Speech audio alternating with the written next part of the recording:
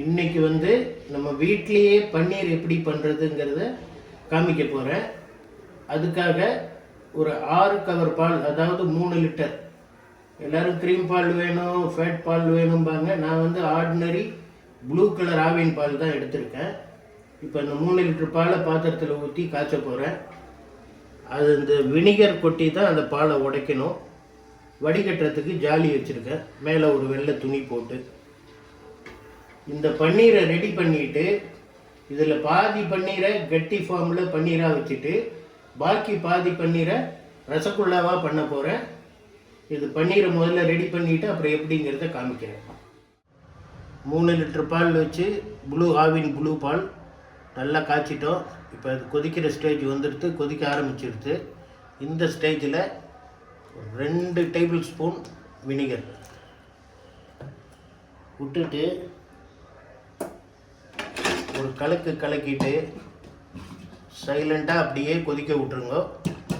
கொதிக்க விட்டோன்னா தானாக கட்டி பிரிஞ்சு அந்த வேவ் வாட்டர்னு சொல்கிற அந்த தண்ணி பிரிஞ்சு இப்போ தானாக வரும்.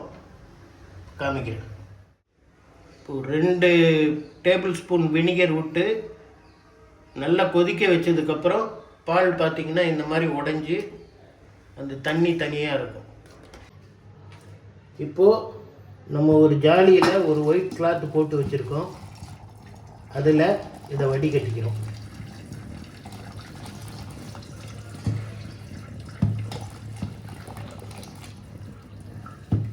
இப்போ பார்த்திங்கன்னா இந்த துணியில் நம்ம இப்படி வடிகட்டி இப்படியே ஒரு கொஞ்ச நேரம் பிடிச்சா கொஞ்ச நேரத்தில் இந்த தண்ணியெல்லாம் வடிஞ்சிடும். அதுக்கப்புறமா டேப் வாட்டரை திறந்து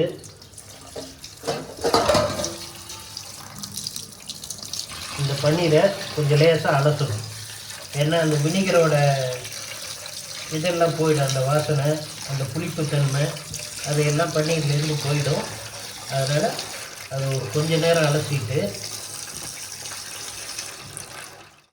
இதே போல் குழாயை திறந்துட்டு, ஏன்னா கை சூடாக இருக்கும், அதனால் குழாயை திறந்துட்டு இந்த மாதிரி முறுக்கி சுத்தமாக தண்ணி இல்லாமல் புழிஞ்சு எடுக்கணும்.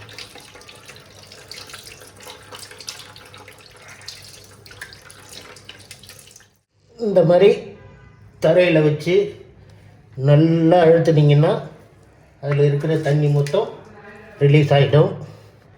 இது சுத்தமாக புழிஞ்சிட்டு நான் ஓப்பன் பண்ணி காட்டுறேன். இப்போ பார்த்திங்கன்னா நம்ம புழிஞ்சதுக்கப்புறம் இந்த மாதிரி ஷேப்பில் வரும்.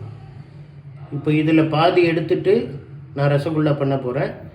மீதியை இதே துணியில் வச்சு ஒரு டப்பாவில் போட்டு ஃப்ரிட்ஜில் வச்சுருங்க. ஃப்ரிட்ஜில் ஒரு 4 to 5 hours இருந்ததுன்னா நல்ல கெட்டியாக செட் ஆகிடும். இப்போ நம்ம ரெடி பண்ண பன்னீரை பாதி ரசகுல்லாவுக்கு எடுத்துட்டேன், பாதி பன்னீரை ஃப்ரிட்ஜில் வச்சுட்டேன். அது ஒரு 5-6 hours கெட்டியாக பன்னீர் ஃபார்ம் ஆகிடும். இப்போ ரசகுல்லாவுக்கு இந்த பன்னீரை நல்லா ஒரு 10 நிமிஷம் தேய்க்கணும். தேய்ச்சி ஒரு சாஃப்ட் டோ கொண்டு வரணும். இப்படி ஒரு 10 நிமிஷம் நல்லா தேய்க்கணும்.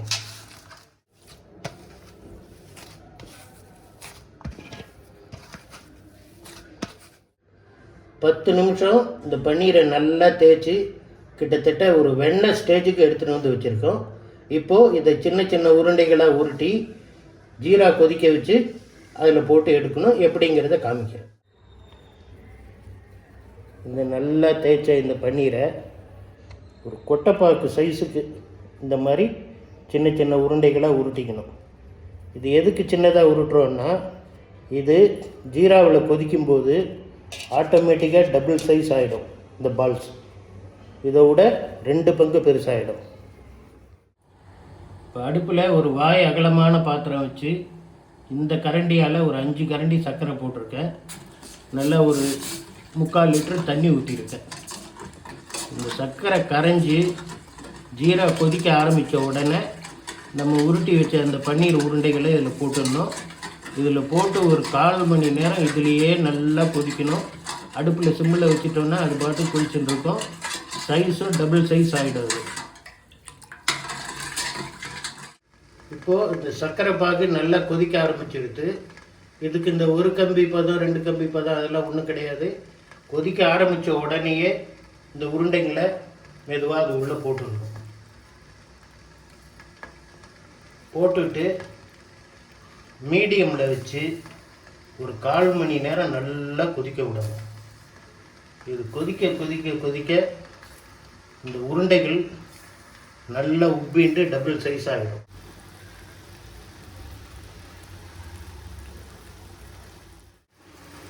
இப்போ பார்த்தீங்கன்னா நம்ம போட்ட உருண்டைகள்லாம் ஒரு 5 நிமிஷமாக கொதிச்சிட்ருக்கு. நம்ம கொட்டைப்பாக்கு சைஸுக்கு உருண்டைகள் போட்டோம். இப்போ பார்த்தீங்கன்னா ஒரு மீடியம் எலுமிச்சம்பழ சைஸுக்கு அது பெருசாக இருக்குது. இன்னும் ஒரு 10 நிமிஷம் நல்லா கொதிக்கணும். கொதிச்சா இன்னும் ஒரு சுற்று பெருசாகும். அதுக்கப்புறம் நம்ம எடுத்துடலாம். பார்த்தீங்கன்னா 1/4 மணி நேரமாக கொதித்து இந்த உருண்டைங்கள்லாம் எவ்வளோ பெருசாக உப்பி எடுத்து பாருங்கள். நம்ம ஆரம்பத்தில் போடும்போது நிறைய கேப் இருந்தது.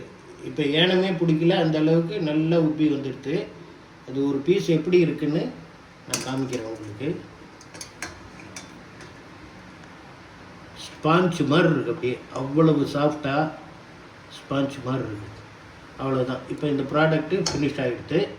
இப்போ இதில் சும்மா ஒரு ஃப்ளேவருக்காக ஒரே ஒரு ட்ராப் வெனிலா எசன்ஸ் நான் சேர்க்க போகிறேன். இது ஆப்ஷன் தான். இங்கே எங்கள் வீட்டில் உள்ளவங்களுக்கு இந்த எசன்ஸு பிடிக்கும், அதனால் ஒரே ஒரு ட்ராப் சேர்த்துருக்கேன்.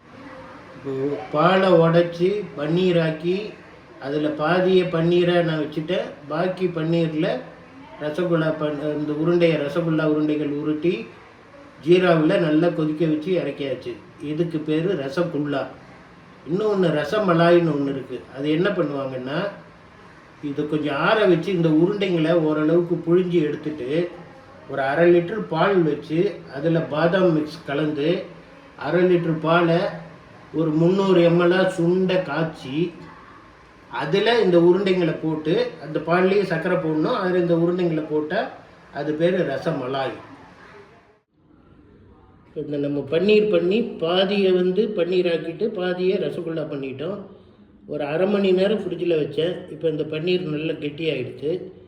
இது நம்ம ஏதாவது டிஷ் பண்ணும்போது நமக்கு தேவையான ஷேப்பில் கட் பண்ணிக்கணும், அவ்வளோதான். இந்த விசிட்டிங் கார்டில் உள்ள என்னுடைய ஃபோன் நம்பரை குறித்து வைத்து கொள்ளவும். எங்களுடைய விலாசமும் அதில் இருக்கிறது.